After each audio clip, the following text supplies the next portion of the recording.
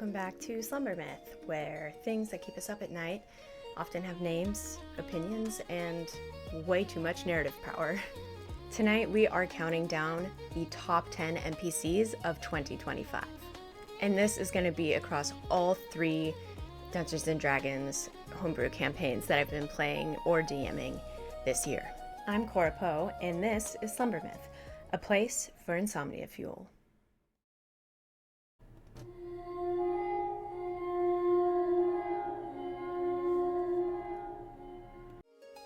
The three campaigns that the NPCs are from that we're going to be covering are VOV, Vengeance of Vora, which is run by me on the world of Xyz, Journey to the Edge of the Map, or GEM, by the beautiful Noelle Mills, and Celestic's Wake by the extremely talented Amory Lahman. Hi everybody. I totally spaced on telling you the name of Amory's world, and it's Le Voile. Le Voile. Isn't that pretty? Across those three games, I play Philosophy Tate in VOV. She's a high elf sorcerer, I believe. Yeah. I play Orion and Minhui, previously known as the 12, in Journey to the Edge of the Map, and then I play Thet, a Wanti, in Celestic's Wake. This top 10 list is not about combat or screen time or even effectiveness. In fact, in many cases, it's the opposite. It's about favoritism, let's be honest. And since I'm going to be explaining my favorite NPCs of 2025 to you, it's only fair if I also give you their stat blocks so that you can make them your own NPCs or even playable characters for free. That's right, for free. Out of my generous, bleeding heart, I offer thee the stat blocks for my favorite NPCs. Because frankly, with these guys, if an NPC didn't make the table pause or freak out, they didn't make the cut here. Let's begin. Number 10. Good old Derek Greystone, the narcoleptic vampire. He made the list last year, and he continues to make the list as, I think this year, more than last year, he fell asleep mid-combat and also managed to wake up in the sun, I believe. Love Derek. He's a thirst trap. He's a gorgeous being, but we can't take him seriously because he just is a sleepy boy. God, I love Derek. He's totally useless, but we can't help but love him. Coming in at number 9, for similar reasons to Derek, is the sensuous Cephtus, also from GEM. And I should have mentioned, Derek is from GEM, Noelle's campaign. Cephtus is, I think, a half-elf or an elf blind wizard, and he's also super fine, and he always has like a black ribbon across his eyes. He is fully blind. It's a cursed situation. We are unable to heal him, but we absolutely adore him, and we bring him everywhere with us, and Noelle definitely never expected or even really wanted that to happen. So it's extra funny and entertaining because Cephtus, fully blind, is going everywhere with a bunch of idiot heroes for a pirate campaign. Like, we are on the high seas, we are on ships, we're rowing in longboats. Open water isn't a great place for blind people, understandably so. But despite what we've thrown him and Noelle into, against their will, time and time again, he comes in clutch. He just does. He always has Raftalia's back, my sister-in-law's character, and he's just so wholesome. We all love him. Though Cephtus is constantly being thrown into situations he should not be in, they're always there. They're part of the routine now, and he makes us all kind of feel safe. Jumping over to Vengeance of Vora, we have Philodendron Tate, coming in at number 8. Philodendron is Philosophy's older brother and co-leader of the city of Aura. Now, when Saria and Laludi happen to fall into a portal to the Fae realm, which we'll talk about in the 2025 Unhinged video, which you can watch here at some point. Philodendron was found wandering the Feywild, all fucked up. Now, Philodendron has become a favorite of Noelle's, who plays Saria, because she relentlessly makes fun of him and treats him like he's completely incompetent, which simply isn't true. Not a single time has he displayed an inability to take care of himself or others. He is a white guy, so, you know, it's kind of just the right move on Saria's part, but he's a sweetheart, he's socially awkward. Between he and his sister, Philosophy is the diplomat. Philodendron is like the book nerd. He's book smart, but he can't do people very well. He's more of an animals guy. So I think Saria likes that about him too, because she's a druid, but he just sucks at peopling, and I think Noelle and Amory, the Ludi, find it very entertaining. Now, moving over to number 7, we have Fizzpip Cobbleheart. For this one, we are moving over to Celestic's Wake, Amory's campaign, which takes place in an Industrial Revolution era magical fantasy world on a Titanic-like ship. She promises we aren't going to sink and that it's not going to be that kind of campaign. We'll see. So far, that has been the case, and it's going to be fine. Fizzpip, I want to put in my pocket. You're not helping. You like Fizzpip too much. Fizzpip is a gnome girl and the niece of one of the people that we have to help in the campaign, and she has extreme social anxiety. And what I love so much about her, and what Amory has so brilliantly done for her in terms of just visibility and representation, inclusivity in her game, but also it's just so creative and beautiful, is because Fizzpip has such a hard time communicating with people. She has, I believe she's an artificer, and she has this beautiful little mechanical owl, I believe that's powered by arcane magic, that speaks to people for her. This little owl sits upon her shoulder like a parrot and speaks on her behalf. And it's truly just the cutest shit you've ever seen. I thought it was just so creative and such a kind way of including someone with these kinds of difficulties in the game. And we don't even have anyone playing that is that particular level of social anxiety or neurodivergent, but Fizzpip's there anyway, and I just fucking love her. Now for number 6, also from Amory's campaign Celestic's Wake, is Verect Carbasul. And he is a black carbon gray dragonborn, and he's super mysterious, but also like a book smart, gentlemanly scholar. For whatever reason, Cora's kind of into dragonborns right now, whatever monster effing shit that's about. But Thet's also kind of into him. She is a Wanti after all, and she is hoping to discover more about reptilian humanoid species, as she's the only person like herself she's ever seen. But Verect is pretty much, if I could make the perfect dark academia dream nerd dragonborn husband, it would be Verect. And he's just so cool. Coming in at number 5, strong, but not intelligently, is Kaya and Yuki. Fluffenbeckler. Sorry, their last name is Fluffenbeckler. So the Fluffenbeckler sisters are twin tabaxis. They are extremely fluffy ragdoll kittens, the breed, and they are directly inspired by Amory's cats, her real cats. So they share one brain cell between the two of them. In in the campaign, they're obscenely rich, or they think they are, but they only had 35 gold on them when I robbed them. So whatever the hell that's about. Anyway, they are so fun every time we spend time with them, because naturally Thet has decided to befriend them because they have a lot of resources. Amory does not hold back in RPing the stupidity of these two kitty cat ladies. It is so funny.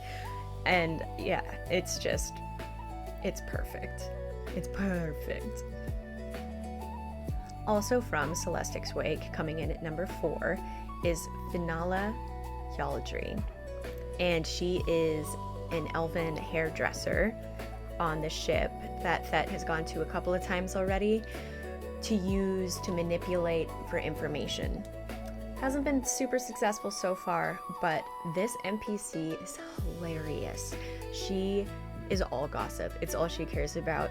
And when Amory gets into character with her and Thet and Finala are going back and forth about some random stupid juicy bullshit, it's just so stimulating and fun and stupid, and I love it. She feels like, even though Thet doesn't have great intentions, there's still a little piece of her and me IRL that's like, yeah, but Finala and I are like best girlfriends because we talk shit. All right, coming in at number 3 at long last is from VOV, and it's the god Summeron. Summeron and Lunari are the shape-shifting dragon gods that created the planet Xyz. They're the grand gods. There are a bunch of gods, a whole pantheon for Xyz, but they're the main two. And Summeron hadn't actually been in gameplay yet. Saria and Laludi and Philodendron did meet Lunari in the Feywild, and then they were sent on a bunch of crazy errands for her. But they just recently met Summeron, and I love him. First off, of course, he's super hot. Like, I made him so hot, as you can see. And his personality is great in like the worst best way. He is the god of fate and time and chaos and trickery and partying. He is all love, but you know, he's got a bunch of negative traits as well that I think make him very lovable. He is a prankster, and the world-ending situation that my players find themselves in exists because of a prank he pulled on his wife Lunari. Just an example of the kinds of shenanigans he gets into. But he is just such a nonchalant, personable character when it comes to him interacting with other PCs. So as an NPC, I just really enjoy him because he's so nonchalant. He's just casually, like, literally the god of the world and treats everyone like a friend or more. My gods are very horny, but especially Summeron because he's the god of partying and pleasure and whatnot. Yes, so that's been very fun, and I can't wait to play with him more as my characters continue onward with him. Jumping back over to Gem, Noelle's campaign, this session, we were assigned NPCs to be just for that session, which is something Noelle's done multiple times, and I think it's so much fun because I love my characters, and we all love our characters. But it's nice to step into some fresh shoes, role-playing wise, every once in a while. At least that's how I feel. So I find it very invigorating whenever Noelle is like, hey, I need everyone to pick up an NPC for me, like in really elaborate combat situations or anything like that. I think it makes the game so much more fun. So shout out Noelle, that's a really cool thing that you do. Anyway, the NPC I was assigned for that session, who was another jailbird in the prison, was a Kenku named Croak. Now, naturally, because it's me, I was like, okay, so this Kenku definitely pronounces their name Croquet, and they are a super spicy little nugget. So, trying to stay true to Kenku form, I made sure that the only things that Croquet said were super spicy, rude things that either other people had already said in dungeon or that were phrases that could be very obvious outside. And truly, I was watching Starstruck, the D20 campaign, and it reminded me so much of Zakoyama's character because, you know, the brain slime at first could only really repeat what he was learning, and so he had all these hilarious catchphrases that were completely misplaced in all these beautiful spaces. And I tried to employ that, and it was only for one session, but it was so much fun, and I loved like stepping into a completely different mindset where I forced myself to function in almost the opposite way that I usually do, where I have these very hard confines of what I can say. It was just a fun challenge, and I really enjoyed it. And now we are at number 1. So for this one, egotistically, admittedly, we're going to jump over to my campaign, Vengeance of Vora, on the planet Xyz. The NPC that takes the cake, that takes NPC of the year, in my opinion, is Corin. Corin is someone from Saria's past, when she was living happily, where she grew up in a grove in the city of Moonpool. Corin was there. He grew up in her village as well. Corin and his sibling, they were in a little trifecta of best friends with Saria that eventually became a love triangle, and it was a whole drama thing, so they stopped being friends. Fast forward to their village being completely destroyed and separated, they ran into each other in the Feywild on Fairy City, which is literally a Eastern Asian style fairy floating through the sky that's large enough to be a city in the Feywild. Corin was fun for so many reasons. The first being that Saria has a southern drawl, and it is delicious. Noelle is really good at it. It sounds so natural. I love her voices. But because of this, I was like, all right, well, Corin grew up in the same place, so naturally, he's also going to have a southern drawl. So for several sessions, I got to employ that and practice it, and it was super fun. So I really enjoyed that. It wasn't an accent I'd used before, and I kind of feel like I nailed it, which it usually is not the way I feel when I try a new voice. So it was really fun for me personally. And then in terms of playing, Laludi as Saria's close friend and only like true confidant in this crazy adventure they're on in the Feywild right now, had to watch her friend go through something deeply hurtful. And then also for Saria, it was an emotional roller coaster for me to throw Corin at her. He found a little girl after their village was burned down, and he kind of put all of his effort in moving forward to saving this little girl and finding her family. And over time, he came to love the little girl and decided to adopt her. Mind you, we're all like very much full-blown adults in this campaign, so like it's not weird. He adopted a daughter. And so he cannot come with us. He cannot help with our endeavors, and he decided to stay on Fairy in the Feywild with Lilla, the little girl. So there was this gut-wrenching, long goodbye that Saria had to role play with me, and we definitely both cried. And that's always the goal, you know, is I love for me, the most fun part of D&D and the role-playing part of it is to step into another world and feel it, to feel the other world.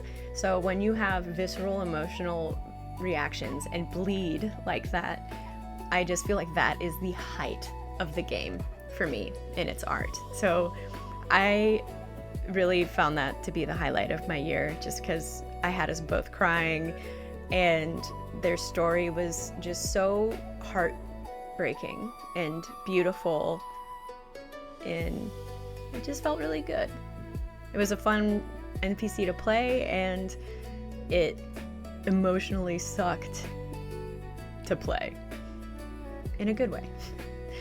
Which is how NPCs should be sometimes, I think, maybe. Just, don't stay in it too long. So, my NPCs, Amory's NPCs, Noelle's NPCs, they don't just populate the world. They shape decisions, they sometimes linger much longer than expected, and they teach players what matters without ever having to roll for it.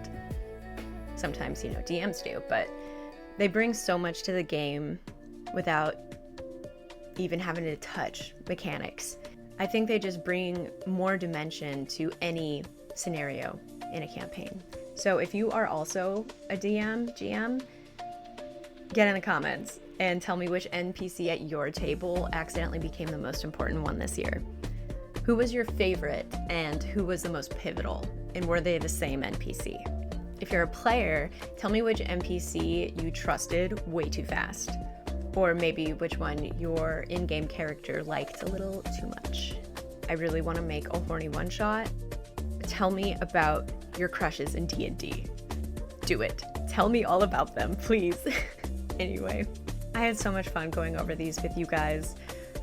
As you know, there are free stat blocks in the description, so please enjoy those if you liked the sound of any of the NPC. Their stat blocks are down there for you to easily pick them up from my world and drop them in yours.